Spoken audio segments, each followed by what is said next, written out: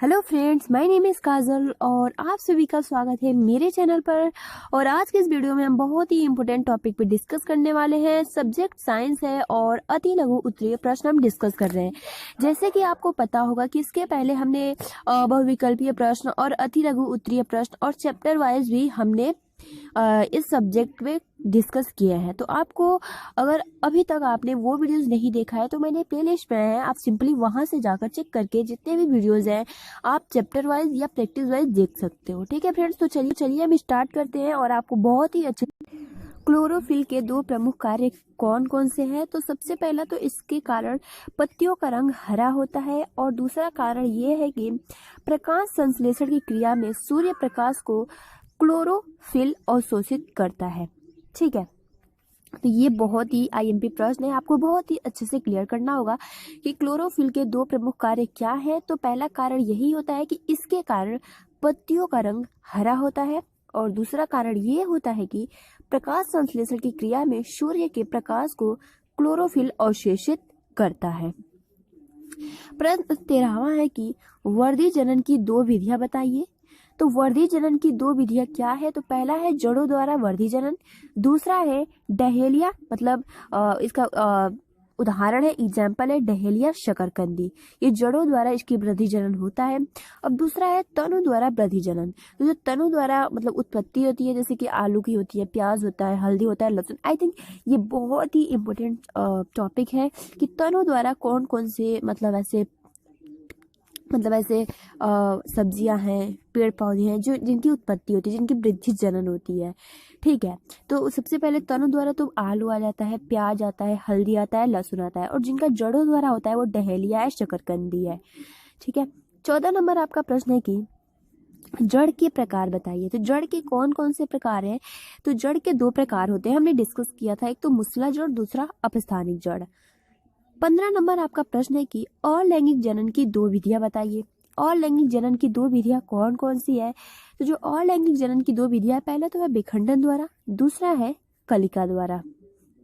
ठीक है, लैंगिक जनन अलैंगिक जनन हमने बहुत ही अच्छे से डिस्कस किया है। अगर आपने वो वीडियोस नहीं देखा है तो मैंने प्लेलिस्ट बनाया है UP DElEd 4th semester science, आप वहां से जाकर देख सकते हो। लैंगिक अलैंगिक के बारे में मैंने बहुत ही अच्छे से डिस्कस किया था। ठीक है, तो अलैंगिक जनन की दो विधियां होती है, विखंडन और कलिका द्वारा।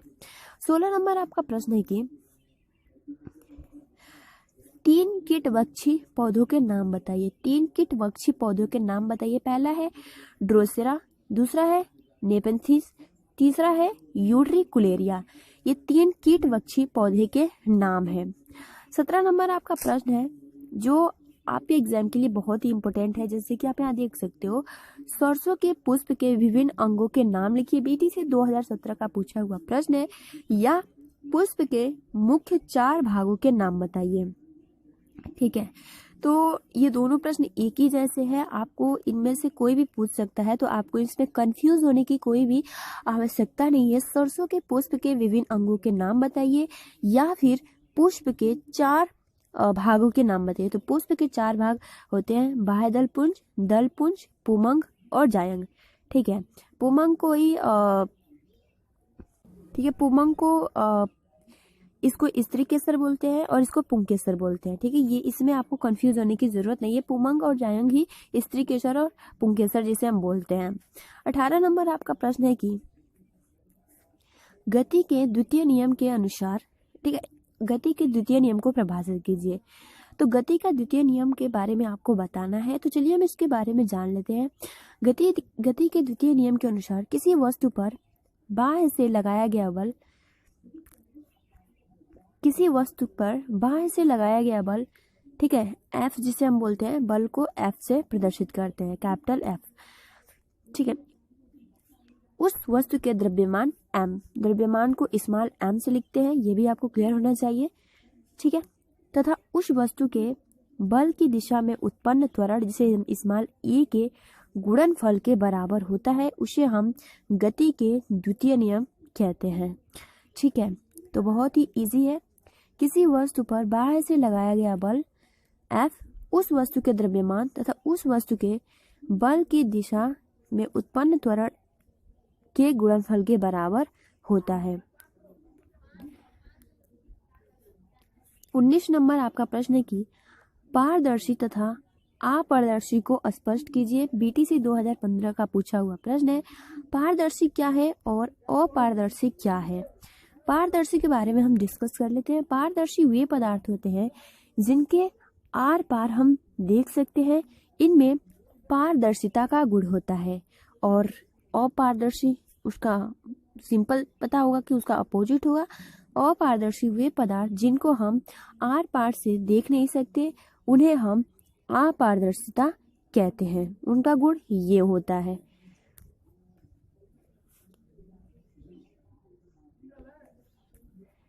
ट्वेंटी आपका प्रश्न है कि डॉक्टरी थर्मामीटर में हम मानव शरीर के डिग्री सेल्सियस सेंटीग्रेड में किस सीमा के अंतर्गत ताप माप सकते हैं?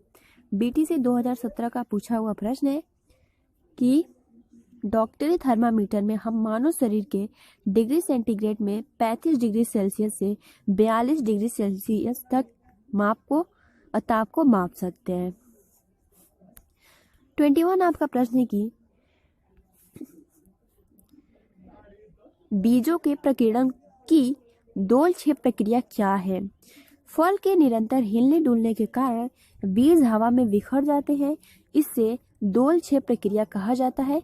ठीक है, इसे हम प्रकीर्णन भी कहते हैं। जब मतलब बहुत सारे पौधे होते हैं जैसे कि जिसके जंतुओं द्वारा, मानव द्वारा, ठीक है, तो इसके द्वारा हवा के बहने से जो बीज होते हैं इधर उधर चले जाते हैं, जिनके द्वारा परिकर्णन हो जाता है और वहाँ बीज का उग जाता है। ठीक है, तो यही होता है कि दोल-छेप प्रक्रिया क्या है। तो फल के निरंतर हिलने डुलने के कारण बीज हवा में बिखर जाते हैं, इसे दोल-छेप प्रक्रिया कहा जाता है, जैसे कि पोस्ता में। अगला आपका प्रश्न है कि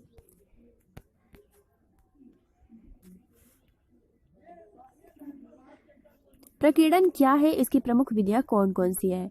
पराग कणों, बीजों, पराग कणों कहो या फिर बीजों का वातावरण में फैलना प्रकीर्णन कहलाता है। प्रकीर्णन की प्रमुख विधियां है जल द्वारा, हवा द्वारा, कीटों द्वारा, पक्षियों द्वारा और जंतुओं द्वारा भी हो सकता है, अभी जो मैंने बताया। 23 नंबर आपका प्रश्न है कि पौधों में कितने प्रकार से जनन होता है? तो पौधों में कितने प्रकार से जनन होता है? तो वर्धी जनन, अलैंगिक जनन और लैंगिक जनन। ठीक है, ये 3 प्रकार के जनन होता है पौधों में, वर्धी जनन, अलैंगिक जनन और लैंगिक जनन। प्रश्न नंबर 24 है आपका, जड़ का प्रमुख कार्य बताइए। जड़ भूमि से जल तथा खनिज लवणों का अवशोषण करने का कार्य करती है और दूसरा जड़ पौधों को भूमि में स्थिर रखती है। तो ये जड़ के 2 कार्य होते हैं कि जड़ का जो पौधा होता है, उसका जो जड़ होता है उसका क्या कार्य होता है। तो पहला यही होता है कि जड़ भूमि से जल तथा खनिज लवणों का अवशोषण करने का कार्य करती है। दूसरा ये होता है कि जड़ पौधों को भूमि में स्थिर रखती है। ठीक है, तो ये 2 कार्य होते हैं कि जल तथा खनिज लवणों को अवशोषण करने का कार्य करती है और जड़ पौधों को भूमि में स्थिर रखती है। 25 आपका प्रश्न है कि पेड़ पौधे में अलैंगिक प्रजनन की विधियां कौन कौन सी है? बीटीसी 2016 का पूछा हुआ प्रश्न है। अथवा पेड़ पौधों में अलैंगिक प्रजनन की विधियों के नाम लिखिए। पहला होता है मुकुलन विधि, दूसरा होता है खंडन विधि, तीसरा होता है बीजाणुओं द्वारा, चौथा होता है कायिक प्रवर्धन। तो पेड़ पौधों में अलैंगिक प्रजनन की विधियां जो है वो निम्नलिखित है, मुकुलन विधि द्वारा, खंडन विधि द्वारा, बीजाणुओं द्वारा, कायिक प्रजनन द्वारा। ठीक है, बहुत ही इंपॉर्टेंट है, बीटीसी 2016 और 2017 में पूछा हुआ प्रश्न है। ठीक है, अगला आपका प्रश्न है कि वृत्तीय गति व घूर्णन गति का एक एक उदाहरण लिखिए। बीटीसी 2017 का पूछा हुआ प्रश्न है। तो पहला आपका है लट्टू का फिरना घूर्णन गति का उदाहरण है। ठीक है, सूर्य के चारों ओर पृथ्वी की गति का वृत्तीय गति का उदाहरण है। अगला आपका प्रश्न है कि कीट बक्षी पौधों की विशेषता का नाम लिखिए। ठीक है, बीटीसी 2017 का पूछा हुआ प्रश्न है, कीट बक्षी पौधे दलदली भूमि में उगते हैं। पहला तो कारण यही हो गया, पहला विशेषता, इस कारण इन पौधों को नाइट्रोजन प्राप्त नहीं होती है, इसलिए ये प्रोटीन का निर्माण नहीं कर पाते हैं और प्रोटीन की आवश्यकता को पूर्ण करने हेतु कीटों का पाचन करते हैं, जैसे कि ड्रोसेरा, घटप्रडी आदि। ठीक है।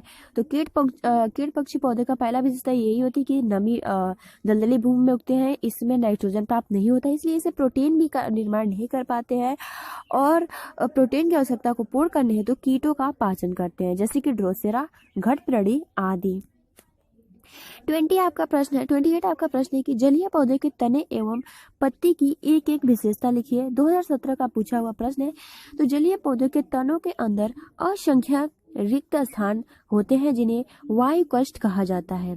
जलीय पौधों के तने एवं पत्ती का एक एक विशेषता आपको बताना है। तो पहला आपका विशेषता यही हो जाता है कि जलीय पौधों के तनों का अंदर असंख्य रिक्त स्थान होते हैं जिन्हें, ठीक है, तो इसका जो उदाहरण होता है जिनमें वायु भरी होती है, जैसे कि जलकुंभी। आपने जलकुंभी को देखा होगा तो इससे पता चल जाता है ये जलीय पौधे होते हैं। दूसरा होता है कमल तथा कुमुदनी, ठीक है। कमल तथा कुमुदनी के पौधों की पत्तियां चपटी होती है और इनकी सतह में मोम जैसे चिकनी होती है। इसे पत्तियां गीली नहीं होती है, चपटी होने के कारण यह पानी की सतह पर तैरती है। इसे सूर्य के प्रकाश में भोजन का निर्माण संभव नहीं हो पाता है, ठीक है। तो यही कारण है जलीय और पौधों के तने के पत्ती की एक एक विशेषता। पहला तो यही होता है कि जलीय पौधों के तनों के अंदर असंख्य रिक्त स्थान होते हैं जिन्हें वायुकोष्ठ कहते हैं, ठीक है। अगर वायुकोष्ठ पूछे कि वायुकोष्ठ क्या होता है, तो तनों के अंदर अनेक रिक्त स्थान होते हैं, उसे हम वायुकोष्ठ बोलते हैं, जिनमें जब स्थान खाली रहेगी तो उसमें वायु भर जाती है, जिसे हम जलकुंभी कहते हैं, ठीक है। पहला विशेषता ये हो गया। अब कमल तथा कुमुदनी के पौधों की जो पत्तियां होती है वो चपटी हुई होती है और इनकी सतह पर मोम जैसी चिकनी होती है। इसकी पत्तियां गीली नहीं होती, जब पानी गिराते हैं तो उसमें से पानी मतलब गिर जाता है, ठीक है। और चपटे होने के कारण यह पानी की सतह पर तैरती है। इसे सूर्य के प्रकाश में भोजन का निर्माण संभव नहीं हो पाता है, मतलब जो इनका सूर्य के प्रकाश में भोजन संभव नहीं हो पाता है। यही है जलीय पौधे के तने एवं पत्ती की एक एक विशेषता, इसलिए जल में रहना उचित समझते हैं। 29 आपका प्रश्न है कि अलैंगिक जनन की दो विधियां। तो अभी हमने डिस्कस किया था अलैंगिक विधियां, मुकुलन द्वारा, विखंडन द्वारा, और भी थे जैसे कि आप यहाँ देख सकते हो बीजाणुओं द्वारा, कायिक परिवर्तन द्वारा। ये ही है अलैंगिक जनन की दो विधियां। और अलैंगिक जो टॉपिक है वो बहुत ही इंपॉर्टेंट है, तो आपको बहुत ही अच्छे से क्लियर करना होगा। अगला आपका प्रश्न है घर्षण बल किसे कहते हैं। किन्हीं दो सतहों के संपर्क तलों के मध्य सापेक्ष गति का विरोध करने वाला बल घर्षण बल कहलाता है। 31 आपका प्रश्न है कि भूमिगत तनी के रूपांतरण में अदरक के रूपांतरण का नाम लिखिए। बीटीसी 2015 का पूछा हुआ प्रश्न है। तो अदरक के तने का रूपांतरण को प्रगंध कहते हैं, ठीक है। जो अदरक के तने रूपांतरित होकर किस में बदल जाते हैं, प्रकंद में बदल जाते हैं। पत्तियों का मुख्य कार्य क्या है। बीटीसी 2016 और डीएलएड 2018 में पूछा हुआ प्रश्न है। पत्तियों का मुख्य कार्य क्या होता है। पत्तियों का मुख्य कार्य प्रकाश संश्लेषण की क्रिया करना है, और बहुत ही आईएमपी प्रश्न है जो आपकी बहुत ही अच्छे से क्लियर करना होगा। और ये वाष्पोत्सर्जन की क्रिया भी करती है। 33 आपका प्रश्न है कि विद्युतीय बल किससे कहते हैं। विद्युतीय बल के कारण जब किसी और आकर्षित होने लगती है तो उसे हम विद्युतीय बल कहते हैं। जैसे प्लास्टिक के स्केल को सूखे कागज से रगड़कर टुकड़ों के पास। डीएलएड 2018 का पूछा हुआ प्रश्न था, ठीक है। तो आज के लिए हम इतना ही प्रश्न डिस्कस करते हैं जो आपके एग्जाम के लिए बहुत ही इम्पोर्टेंट साबित होने वाले हैं। तो आपको बहुत ही अच्छे से तैयारी करना होगा। आपको 100% आपको अपने डीएलएड एग्जाम में देना होगा, तभी आपका कोई भी पेपर बैक नहीं जाएगा, ठीक है। और जितने भी सब्जेक्ट है उसमें आपकी तैयारी बहुत ही बेस्ट होनी चाहिए, ठीक है। और जो ये पीडीएफ है मैं आपको टेलीग्राम पे प्रोवाइड कर देती हूँ, आप वहां से ज्वाइन होकर इसे प्राप्त कर सकते हो, ठीक है। सिंपली टेलीग्राम से जुड़ने के लिए आपको प्ले स्टोर से टेलीग्राम ऐप डाउनलोड करना होगा, और जो टेलीग्राम का लिंक होता है वो मैं अपने वीडियो के डिस्क्रिप्शन बॉक्स में दे देती हूँ, ठीक है। आप चाहो तो मैं जो टेलीग्राम का लिंक है वो कमेंट्स बॉक्स में भी दे सकती हूँ, ठीक है। फिलहाल के लिए आप अपना ख्याल रखो और अच्छे से तैयारी करो। अगर आपके फ्रेंड्स मित्र यूपी डीएलएड के 4th सेमेस्टर में है तो आप उनको ये वीडियो जरूर शेयर करो ताकि उनको भी कुछ हेल्प मिल सके। तब तक के लिए thanks for watching, take care and see you again.